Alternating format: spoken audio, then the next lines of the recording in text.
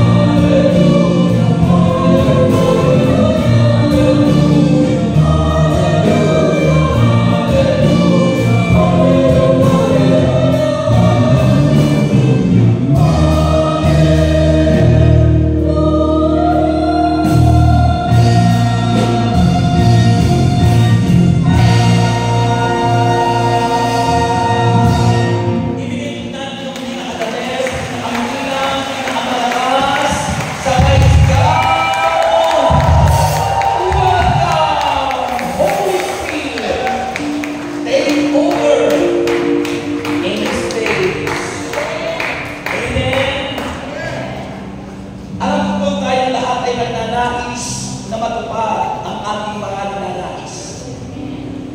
Nais natin matupad ang ating mga pangarap sa buhay. Wala akong kausap. Nais natin magtagumpay. At nais natin matapos sa ganyang prayer meeting. Kaya wala ang tingin sa sarili. Pero kung naniniwala, wala po sa haba. Wala po sa tagal. Iisa lang ang susi niya. Sabi ng mga nakasulatan, sa isang salita lamang ng Panginoon, gagaling ang lahat ng may sakit.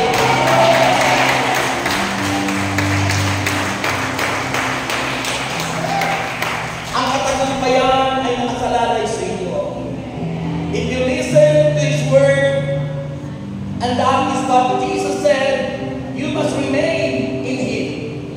Manatili kayo sa Kanya. The very important thing is faith. Kung tayo ay nananampalataya sa Diyos, hindi ka magmamadali.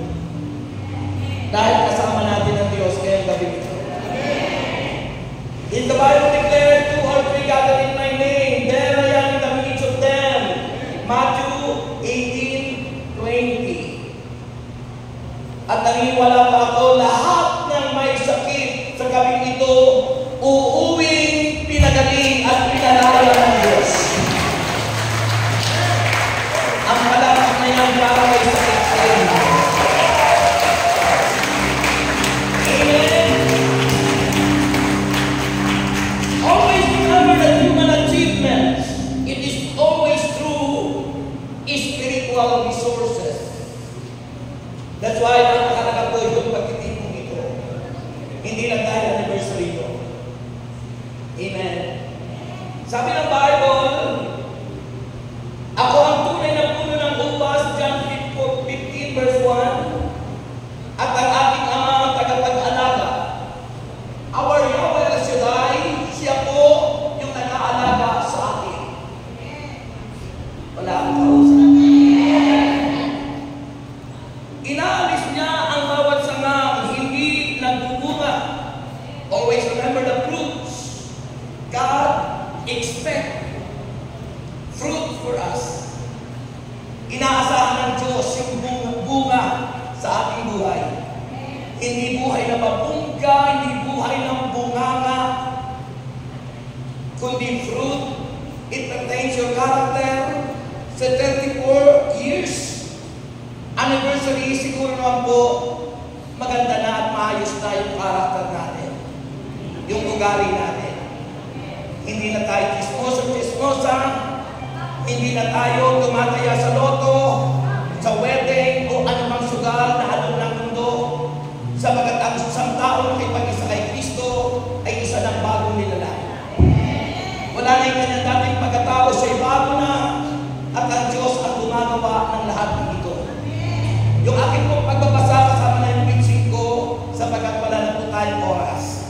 Sabi ng Bible, makinig kayo, inaalis niya ang bawat sangang hindi nagbubunga, ang kanya namang pinuputulan, at nililinis ang bawat sangang nagbubunga upang magbunga pa ng lalong sagana. In other words, kapag nakita ng Diyos ang inaasahan niya sa atin, yung fruits, lalo kang aalagaan ng Diyos. God's protection and God's care is always there in you. Purihin ang Panginoon. Grabe ko yung malakap po sa Diyos. Amen. At ang sabi niya, manatili kayo sa akin at mananatili din ako sa inyo. Hindi nagbubunga ang sanga, hindi nananatili sa puno. Gayun din naman, hindi kayo magbubunga kung hindi kayo mananatili sa akin. Ako ang puno ng ubas at kayo ang mga sanga. Ang nananatili sa akin at ako sa kanya, ang siyang nagbubunga ng sagana, sapagkat wala kayong magagawa kung kayo'y hiwalay sa akin. Taas ang inyong mga prayer requests. Taas ang inyong mga prayer requests and let us declare, Blessed be the Lord God Almighty.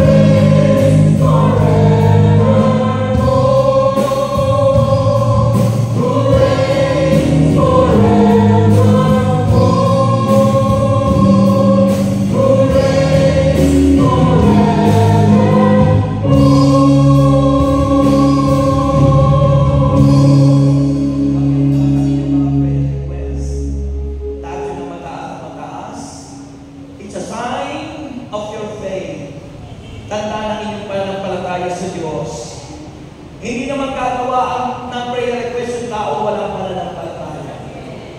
Kaya tayo gumagawa niya dahil may tiwala tayo sa Diyos. Natutugunin niya yung ating kahilingan. Naniniwala tayo na lahat ng ating isinulat yan ay magbubunga ng katagumpayan. Kaya naman, Lord, inakin po namin, nagtitiwala po kami sa iyo. Sa iyo po namin ito itinutulog sapagkat sinabi ng Panginoon, present your request unto God. Ngayon po'y aming pinipresent sa inyo ang aming mga kahilingan. Naniniwala po kami, Panginoon, by faith, na kami lahat ay answered prayer na. At ang pangako mo sa mga offerings, handog ng bawat isa, ibabalik mo sa iba't ibang paraan. Maaring pera, maaring kalusugan, o marami pang ibang Panginoon sa ere ng aming buhay. At inakin po namin, ito'y siksik, liglig at aapaw. Sa pangalan ni Jesus, ano ang sagot? Dahan-dahan maupo. Sabi ko po, dahan-dahan. And then, yung mga sexing collectors po natin ay kukolektahin sa inyo. Okay. Magandang gabi po sa inyong lahat. Sa dami niyo po, kukunti yung sumagot. Kaya po, ulitin ko yung sinabi ko, sapagkat sayang naman po kung kayo'y uuwing, kulang ang biyaya.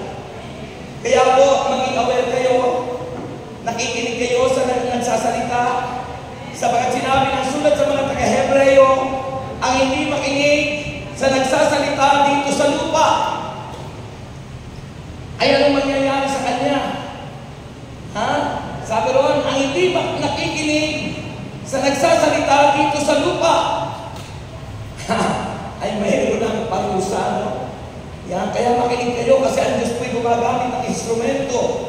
Makakapakinggan nyo ang instrumento ng demonyo, ay kayo po'y umuwing bigo. Kaya ulitin ko, para po kumpleto ang inyong blessing. Magandang gabi po sa inyong lahat. Dahil kayong lahat ay sumagot, answered prayer kayong lahat. At happy anniversary sa inyong lahat. Lahat ng sumagot, may bonus kay Lord. Amen. Sabi po naman na nakasulatan, isinyortan ko po yung aking message na dala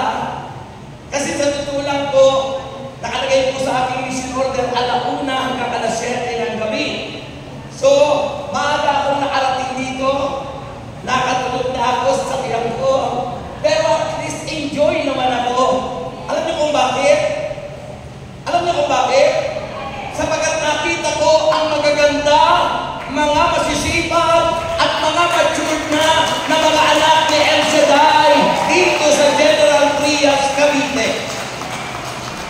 Amen? Siguro po hindi lang ako 20 years. Kasi last na ako'y magtokteto, hindi pa ito city. Diyan pa sa gilid yata yun. Hindi pa maganda. No? Tagal na nun. Ha? Hindi pa nagpa-pandemic nun. Ha? Itim pa ang buhok ni Sister ano nun. Mga kapatid. Ha? Nandito pa si Sister ano noon, wala pa sa Amerika yan. Sister Susan. So kanyang kapatid niya na laging coordinator. Kinuha na pala siya ni Lord. Ha? Mga kapatid, ngayon lang tayo muling nagkita, kaya enjoy naman ako. Kahit na 15 minutes na lang, ako'y naniniwala sa 15 minutes, dadahoy ang kapangyarihan, ang biyaya, ang himala ni Yahweh El Shaddai sa ating lahat. Amen? Sabi ko sa Bible, sa ating binasang gospel, ako ang tunay na puno ng ubas. Kapag kayo namimili, hinahanap niyo yung original, yung uri, ayaw niyo ng pay. Amen? At kapag kayo nagsusuot, gusto niyo lagi uri, signature. Kaya sabi ko sa anak ko, halika, ayaw pang masuot ng signature, ng walang signature, sinignature ko, pinirmahan ko. Sabi ng Panginoon, ako ang tunay. Kung may tunay, may pay. Amen? At sino yung tinutukoy sa Biblia na pay? Na hindi tunay na puno ng ubas. Bakit isinasalarawan si Kristo sa puno ng ubas? Bakit hindi sa puno ng yung talagang puno? Yung ubas ay bahay.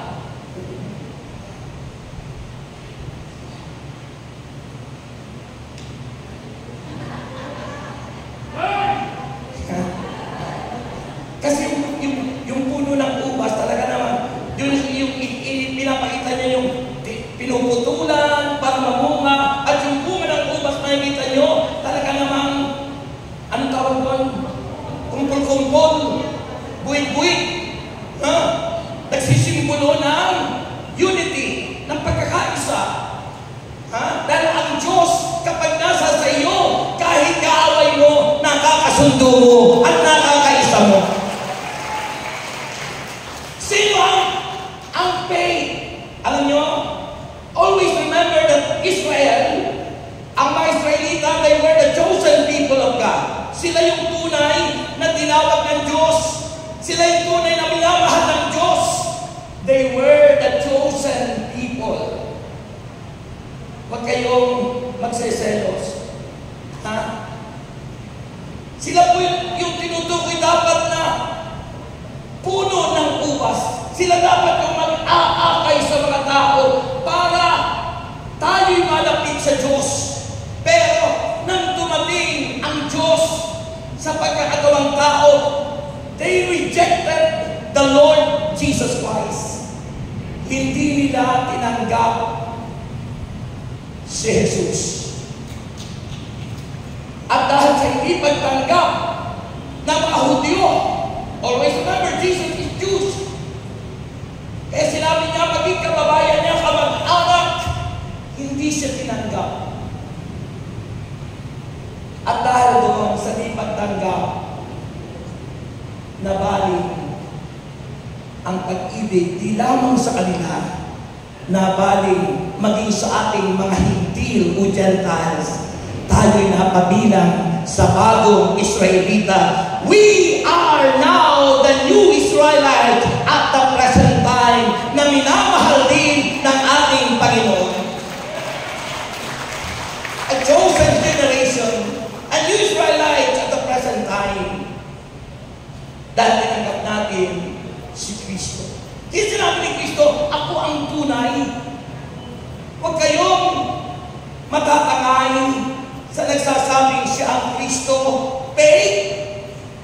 Always remember, on the last days, sabi ng Bible, Matthew chapter 24, lilitaw ang mga false prophet. Ang mga ikaw ang magsasabing siya, si Kristo. Ngunit, hindi dapat kayong maniwala. Magtiwala kayong isa ang tagapagligtas, si Jesus Christ of Nazareth. Kapalat po yung mga pumapalakpak, yan po yung iwas sa stroke. Marami na yung stroke naman kasi hindi ginagalaw yung kanilang kamay. Kapag hindi natin kinikilos para sa Lord yung ating kamay, nalalabag natin ang nasusulat. Ano ba yung nasusulat? Sabi po ng 1 Corintios 6:19. Sabi ng Bible, ang inyong mga katawan, kasama ako doon, ay hindi talagang sa inyo. Ito'y binili ng banal na dugo ni Kristo. Ang ating katawan ay binili ng banal na dugo ni Kristo. Kaya sabi doon, 1 Corintios 6:19, kaya gamitin ninyo ang inyong katawan upang maparangalan ang Diyos. Ibigay ang gabi sa Diyos.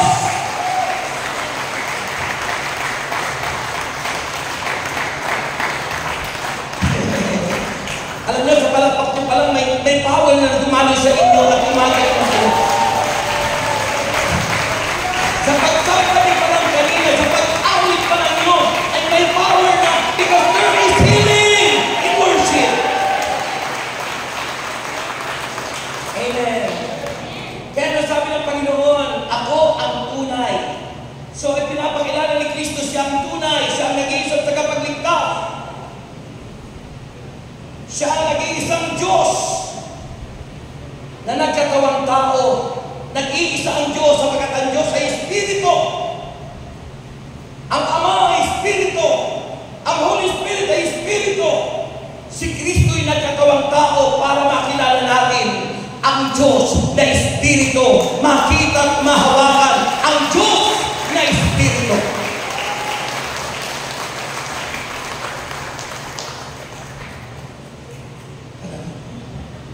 Praise the Lord. Mahal kay Kristo, sabi doon sa John chapter 1 verse 12. Sabi ng Bible, sila lamang nananalig, sila lamang sumampalataya kay Jesus, tumanggap kay Jesus, ang binigyang karapatang maging mga anak ng Diyos. So lahat po ng tumanggap kay Kristo, regardless of their religious affiliation, we are the body of Christ. And we are brothers and sisters. Pero nakapagtataka, bakit sa two commandments ni Christ, instead na ginamit na love your brothers, love your sisters, but God declared that you shall love your neighbor as yourself.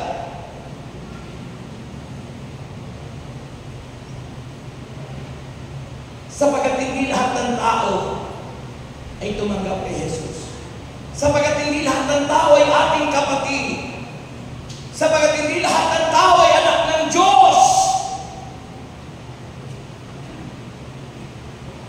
Kung halimbawa ba meron tayong kapatid rito o kasamahan dito na hindi kumikilala kay Kristo bilang Diyos, sila ba'y kapatid natin?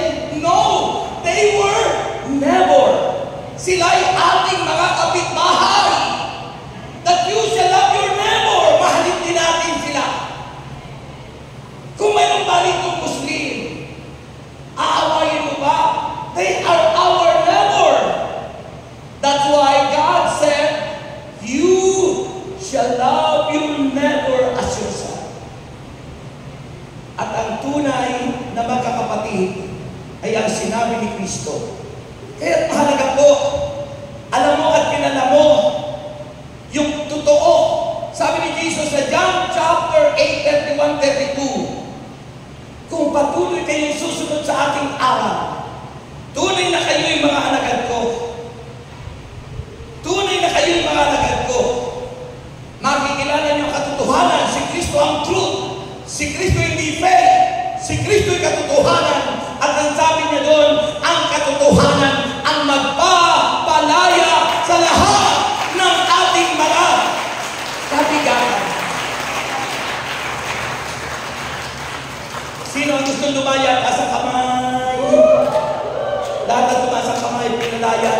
Diyos.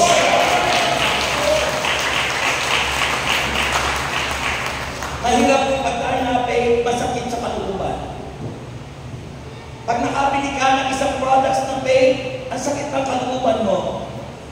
Gaano pa kaya kung ang iyong kinikilalang Diyos ay faith? Hindi tumutugon?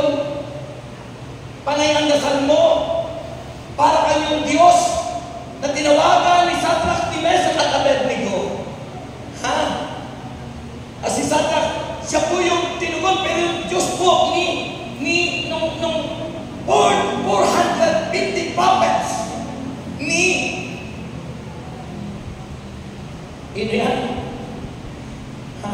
nung hari noon na nakasaway si Jezebel. Isipin mo, si Sadrach, Mesach at Abednego, ang dinasalan nila yung Diyos natin, Diyos na buhay. Kaya nung sila yung magdasal, answered prayer agad sila. Pero ang dinasal ng mga propeta ni Baal, propeta ni Jezebel, mga kapatid, almost 450 prophets. Isipin mo yun. Umiiyak na sila, sinusugatan ka ng katawan, hindi tumutugon. Sila ay biktima ng faith, God. Pag kayo'y nabiktima ng faith na Diyos, hindi kayo lalaya. Pero sasabihin ko sa inyo ang katotohanan. Dahil ang katotohanan ang papalaya. Kapag hindi ka na faith, katotohanan ang pinanghawakan mo. Sabi ng Panginoon, katotohanan ang magpapalaya sa inyo. Amen? Liar go to hell. Sabihin nyo. Laksan nyo. Revelation chapter 21 verse 8, ang lahat ng mga sinungaling ay mapapasapoy ng impyerno. Kaya ang mga liar, ang mga sinungaling ay hindi malaya. Pero namumuhay sa katotohanan ay malaya. Dahil ang katotohanan ang nagpapalaya. Sa lahat ng tao, sa lahat ng area ng buhay ng tao, ang katotohanan ang nagpapalaya. Sa ating lahat, ang katotohanan ang nagpapagaling.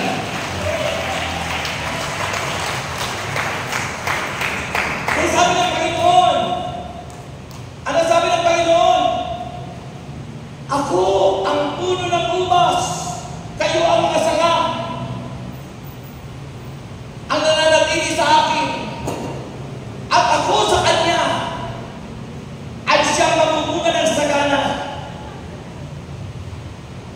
Sapagkat wala kayong magagawa kung kayo'y hiwalay sa akin.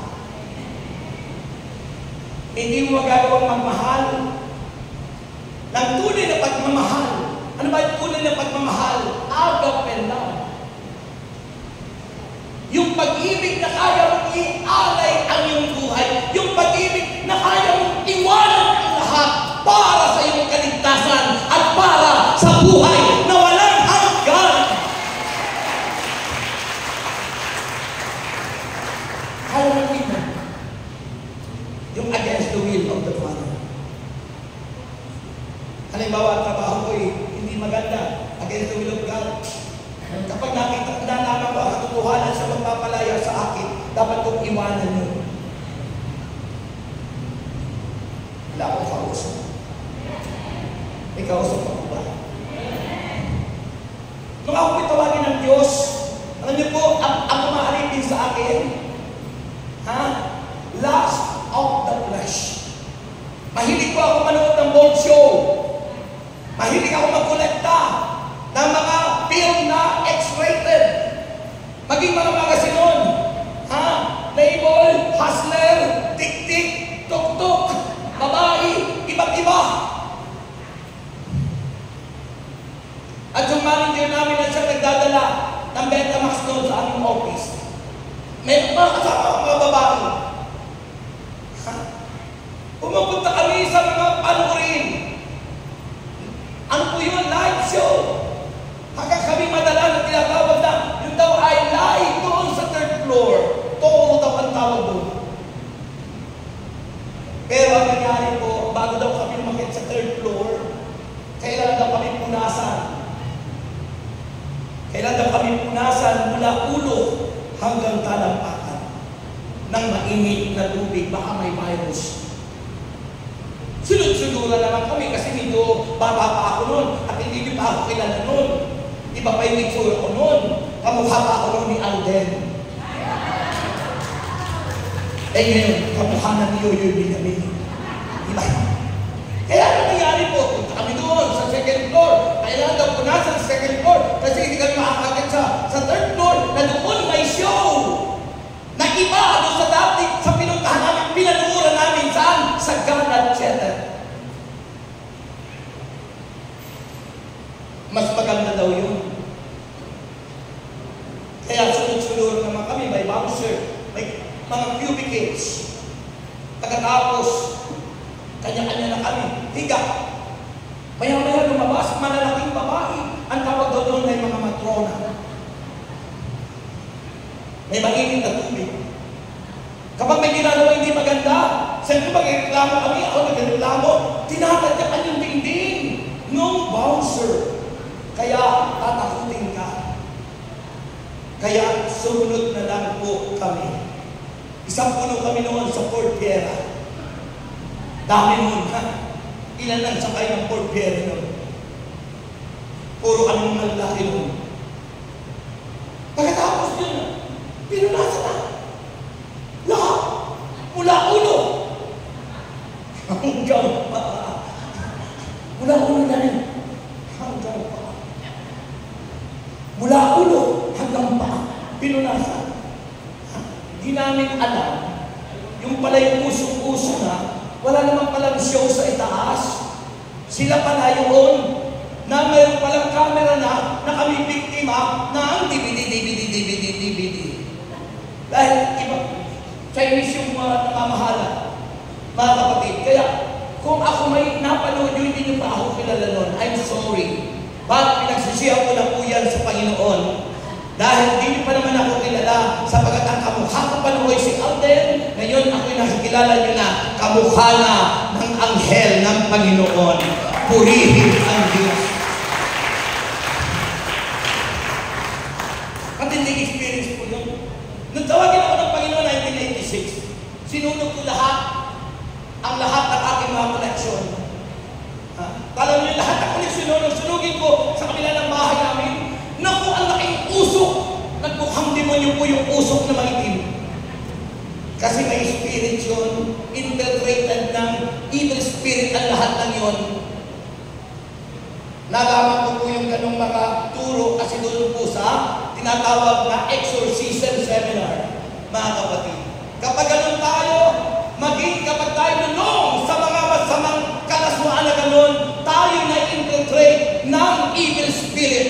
Kaya, hindi mo alam you are possessed by evil spirit. Subalit sabi ng banal na kasulatan, ang mga nagpuposes sa atin, kung makikilala natin ang tunay na mabuting balita, si Kristo na tunay na puno ng ubas, siya ang magpapalaya sa atin at magbibigay ng tunay na kaligayahan sa ating buhay. Bunga ng aking mga kasalanan na kasakit ako sa puso. Enlargement of the heart. Nagkaroon ako ng rheumatic heart disease. Nagkaroon ako ng 4 na ugat may para. Kailangan daw ma-bypass. Wala naman akong pera. Pero sino nagpagaling sa akin at nagpalaya sa akin? 1986, April 10, ang aking birthday sa spiritual life. Nandagapin ko siya sa aking buhay. Ang dami kong sakit sa puso, enlargement of the heart, rheumatic heart disease, 4 na ugat may para, may ulcer, may hepatitis, may ispat sa baga, ang daming sakit. Subalit dahil sa Diyos na nagpapagaling, pinalaya at pinagaling ako ni Yahweh El Shaddai. Ngayon po ako 68 na, magsi-70 na, may 1 taon na lang. Pero good health. Why? Kapag tinanggap ko ang tunay na puno ng ubas, hindi ang fake, kundi tunay na mabuting balita ngayon din, uuwi kang malayang-malaya. Uuwi kang walang sakit. At magagawa mo na ang lahat ng bagay na ayon sa kagustuhan ng Panginoon. Di ba sabi niya doon sa John chapter 15, verse 5, sapagkat wala kayong magagawa kung kayo himatay sa akin. Wala tayong magagawa nun, wala akong magawa. Dahil hindi ko pa kilala si Kristo, wala sa aking puso si Kristo, hindi ko kilala si Kristo. Sa pangalan lang. Pero hindi ko alam at hindi ko kilala at ano ang role ni Christ sa buhay ko. Pero ngayon, alam na natin, ano ba yung role ni Jesus sa buhay natin? He is our Lord, He is our Savior, and He is our God. Ang hina. Amen. Amen. Amen. Gawin na natin ito sa ginaganahan kasi ako. So always remember, if God is for us, who can be against us? Romans 8:31. Kung ang Diyos ay panig sa akin at nasa sa akin, sino man lalaban sa akin? Wala. Because Jesus is greater than he Satan who is in the world. 1 John 4:4, higit na makapangyarihan si Kristo nasa atin, tinanggap natin. Because He is the truth and nothing but the truth. At ang sabi naman ng kasulatan, dahil sa higit na makapangyarihan si Kristo, higit na makapangyarihan siya kaysa sa Satanas na nasa sanlibutan at nanggugulo sa ating mga buhay. Amen? That's why you need always to be with the Lord. Yung sabi ng Panginoon, remain in me, manatili kayo sa akin. How to remain in God? Always remember, faith. Sabihin niyo faith. Pananampalataya. And what is that faith? Always remember that faith is coming by hearing. And hearing by the word of God. Romans chapter 10 verse 17. Ang pananampalataya na kukuha sa pakikinig at patuloy na pakikinig ng salita ng Diyos. Ang pananampalataya hindi po nakukuha sa wedding. Hindi po nakukuha ang pananampalataya sa sugal sa internet. Pero nagpa-pray over sa akin sa Batangas. Kadagat ng engineer, mechanical engineer. Passer siya ng board. Nalulong sa sugal sa internet. Kala ko sa drug, yung pala, pina-rehab niya, yung anak niya. Na anak ko sa ano mo, sa diary ko lang pinag-pray lagi yung picture niyo. Kasi pinapapray sa akin. Meron po akong diary ng aking mga pinipray. Hindi laging gabi-gabi pinananalangin ko. So, ano pong nangyari? Hanggang ngayon po, nasa rehab. Bakit? Nalulong. Hindi niya ganap na tinanggap si Kristo. Kapag po hindi ganap natin tinanggap si Kristo, may danger po na kayo mag-possess ng evil spirit. May danger na pwedeng pasukan ka ng masamang espiritu. Kailangan total surrender with the Lord. Amen. Sabihin niyo faith, pananampalataya, bunga ng pakikinig. Kaya lagi dapat ako'y makikinig ng salita ng Diyos. Romans 10 verse 17. And always remember that faith must be focused on the Lord. Sabi ng Hebreo chapter 12 verse 2. Oy, makinig. Sabi ng Hebreo chapter 12 verse 2, let us fix our eyes unto Jesus. And that eye is not our physical eye. That eye is our spiritual eye. And that is faith. Ang pananampalatayaan ninyo ay dapat nakatuon kay Kristo lang na ating tagapagligtas. And to remain in the Lord Jesus Christ, that faith is a gift of the Spirit. Ang pananampalataya regalo ng Espiritu Santo. 1 Corinthians chapter 12 at inulit sa 1 Corinthians 14. Kaya itong pananampalatayang ito ang siyang dapat manatili sa puso mo. Yan ang susi para si Kristo'y laging nandyan sa ating mga buhay.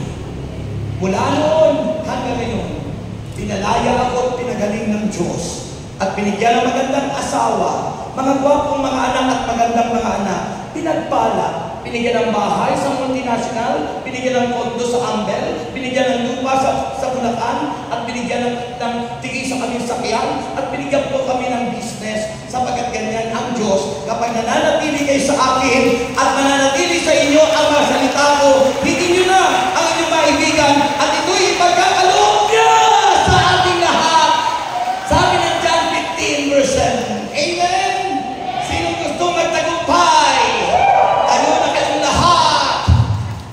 Itaas ang kamay, sabi ng Panginoong Jesus, patawarin mo po ako sa lahat ng nagawa kong kasalanan mula po sa aking pagkabata hanggang sa kasalukuyan. At mula po ngayon, Panginoong Jesus, tanging sa'yo lamang ako magtitiwala. Sa Panginoong Jesus, ako magtitiwala. Taas ang mga kamay.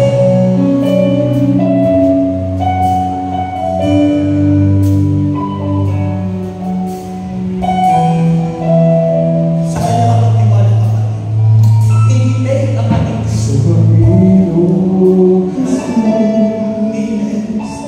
Ako magtitiwala sa biyaya niya. Buhay ko ay may kalinga sa pagsubok at lumbang. Narin siya lumaraman. Ang Panginoon'y tapat kailanman. Kung ika'y nanlalapit, wala kang malapitan.